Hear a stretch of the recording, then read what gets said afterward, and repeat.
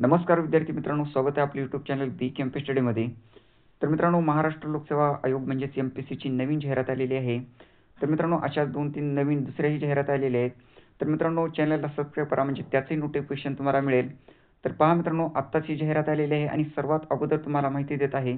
तर चॅनलला सबस्क्राईब करा आणि मित्रांनो, चॅनलवरती नवीन असाल तर चॅनलला सबस्क्राईब करा. आणि मित्रांनो, ही संपूर्ण तुम्हाला PDF पाहिजे असेल तर आपल्या टेलिग्राम चॅनलला जॉईन करा. डिस्क्रिप्शन बॉक्समध्ये टेलिग्राम चॅनलची लिंक देत आहे. तर पहा मित्रांनो, गट अ म्हणजे क्लास 1साठी ही पोस्ट आहेत मित्रांनो. अतिशय दर्जेदार पोस्ट आहेत. गट अ राजपत्रित मित्रांनो ह्या जागा आहेत. तर यामध्ये परीक्षा शुल्क काय असणार आहे, शैक्षणिक अर्हता काय लागणार आहे, तर यासाठी पदे कशी आहेत, तर फॉर्म भरायची डेट सर्व तुम्हाला माहिती सांगणार आहे. तर व्हिडिओ शेवटपर्यंत पहा. तर पहा मित्रांनो, शासनाच्या नियोजन विभागाकडून प्राप्त मागणीपत्रानुसार अर्थ व सांख्यिकी संचालनालयाच्या आस्थापनेवरील उपसंचालक, वरिष्ठ संशोधन अधिकारी गट अ राजपत्रित या संवर्गातील एकूण 23 पदांच्या भरतीकरिता विहित ऑनलाईन पद्धतीने अर्हता प्राप्त उमेदवारांकडून अर्ज मागण्यात येत आहेत. तर मित्रांनो, जागा किती आहेत? 23 जागा आहेत. आणि यामध्ये प्रत्येक प्रवर्गानुसार पहा किती जागा आहेत. यामध्ये अनुसूचित जातीसाठी 3 जागा आहेत, अनुसूचित जमातीसाठी 2 जागा आहेत, विमुक्त जाती अ साठी 1 जागा आहे, भटक्या जमाती ब साठी 1 जागा आहे, भटक्या जमाती क साठी 1 जागा आहे, भटक्या जमाती ड साठी 1 जागा आहे, विशेष मागास प्रवर्गासाठी 1 जागा, तर सामाजिक आणि शैक्षणिक मागास वर्गासाठी 2 जागा आहेत. तर मित्रांनो, आर्थिक दुर्बल घटकासाठी 2 जागा, इतर मागास वर्गासाठी 4 जागा. तर एकूण आरक्षित ज्या मित्रांनो जागा आहेत त्या 18 आहेत आणि अराखीव खुल्या प्रवर्गासाठी 5 जागा आहेत. तर मित्रांनो, एकूण अशा 23 जागांसाठी ही जाहिरात आलेली आहे.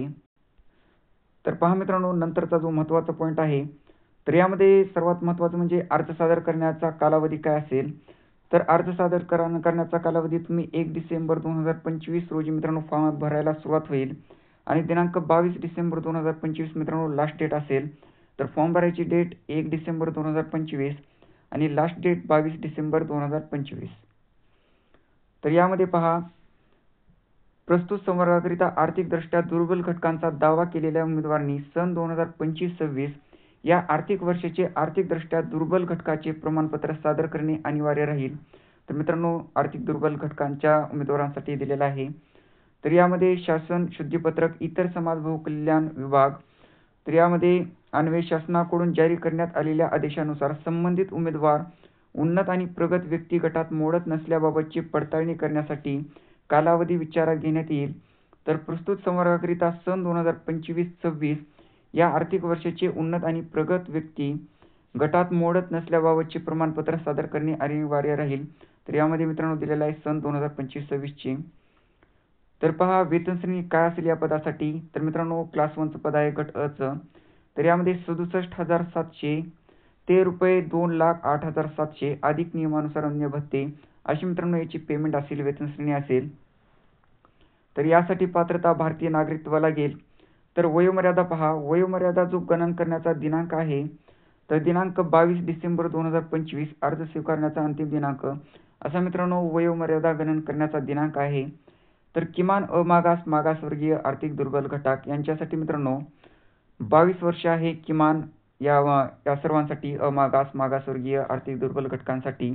तर कमाल वयोमर्यादा जी आहे अराखीव म्हणजेच खुल्या प्रवर्गासाठी 38 वर्ष, मागासवर्गीय आर्थिक दुर्बल घटक अनाथ यांच्यासाठी 43 वर्ष. तर प्रावीण्यप्राप्त खेळाडूसाठी मित्रांनो खुला आणि मागासवर्गीय या दोन्हीसाठी 43 वर्ष आहे. तर माजी सैनिक, आणीबाणी व अल्पसेवा राजनिष्ठ अधिकारी यांच्यासाठी सैनिकी सेवेचा कालावधी +3 वर्ष अधिक. तर मित्रांनो असा असेल वयोमर्यादा. तर दिव्यांग उमेदवारांसाठी पहा 45 वर्ष वयोमर्यादा असेल. तर महाराष्ट्र शासनाच्या सेवेतील कर्मचाऱ्यांना 5 वर्षापर्यंत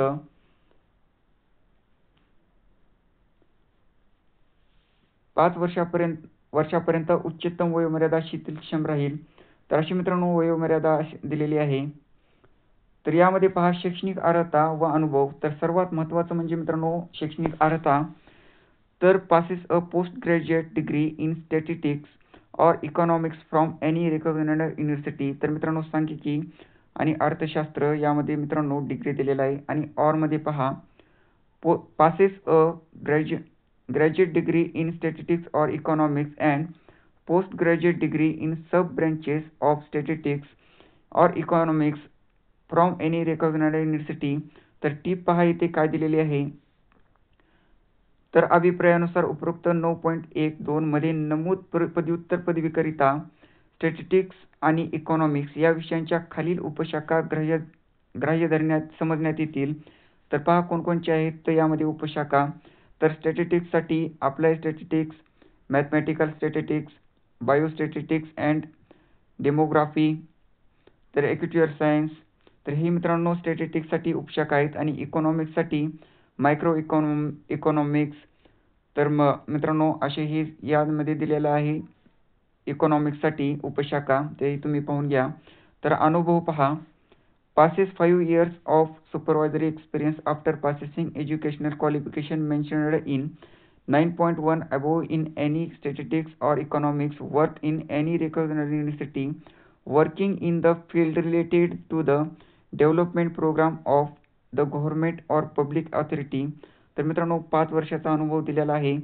तर यामध्ये पहा provided that where the candidate is having doctorate म्हणजे PhD डिग्री इन स्टॅटिस्टिक्स और इकॉनॉमिक्स. तर यामध्ये PhD जर झाली असेल then 3 years of supervisory experience specified in at least one of the above. तर मित्रांनो 1 ते 4 इथे दिलेले आहे यापैकी एक. तर after passing educational qualification mentioned in 9.1 above. तर मित्रांनो असा अनुभवही लागेल तुम्हाला आणि हे शैक्षणिक अर्हता लागेल. तर मित्रांनो शैक्षणिक अर्हता व अनुभव करण्याचा दिनांक इथे दिलेला आहे. तर यामध्ये पहा यामध्ये माहिती दिलेली आहे. तर मित्रांनो ही संपूर्ण तुम्हाला PDF पाहिजे असेल तर आपल्या टेलिग्राम चॅनलला जॉईन करा. डिस्क्रिप्शन बॉक्समध्ये टेलिग्राम चॅनलची लिंक देत आहे. तर निवड प्रक्रिया पहा कशी होणार आहे यामध्ये. तर जाहिरातीस अनुसरून प्राप्त अर्जांची संख्या आयोगाच्या कार्यनियमावलीतील तरतुदीनुसार वाजवी प्रमाणापेक्षा जास्त असेल आणि अर्ज सादर केलेल्या सर्व पात्र उमेदवारांच्या मुलाखती घेणे सोयीस्कर नसल्यास मुलाखतीसाठी उमेदवारांची संख्या मर्यादित करण्याच्या दृष्टीने जाहिरातीमध्ये नमूद शैक्षणिक अर्हता आणि अथवा अनुभव यापेक्षा अधिक शैक्षणिक अर्हता, अनुभव किंवा अन्य योग्य निकषांच्या आधारे अथवा चाळणी परीक्षेद्वारे मुलाखतीस पात्र उमेदवारांची संख्या मर्यादित करण्यात येईल. तर मित्रांनो अर्जाची संख्या जर जास्त आली तर तुमची चाळणी परीक्षा होईल आणि अर्ज जर जास्त आले तर तुमची चाळणी परीक्षा होईल आणि कमी जर आली तर तुमची मुलाखती होऊ शकते. तर चाळणी परीक्षा घेण्याची निश्चित झाल्यास अर्हता आणि अथवा अनुभव शिथिल केला जाणार नाही. तर चाळणी परीक्षा घेण्यात आल्यास आयोगाच्या कार्यनियमावलीतील तरतुदीनुसार किमान पर्सेंटाईल अर्थमान लागू राहील. तर यामध्ये चाळणी परीक्षा घेतल्यास चाळणी परीक्षेचे गुण व मुलाखतीचे गुण एकत्रितरित्या विचारात घेऊन तर चाळणी परीक्षा न झाल्यास केवळ मुलाखतीच्या गुणांच्या आधारे उमेदवारांची शिफारस करण्यात येईल. तर चाळणी जर परीक्षा झाली नसेल तर तुमची थेट मुलाखत होईल.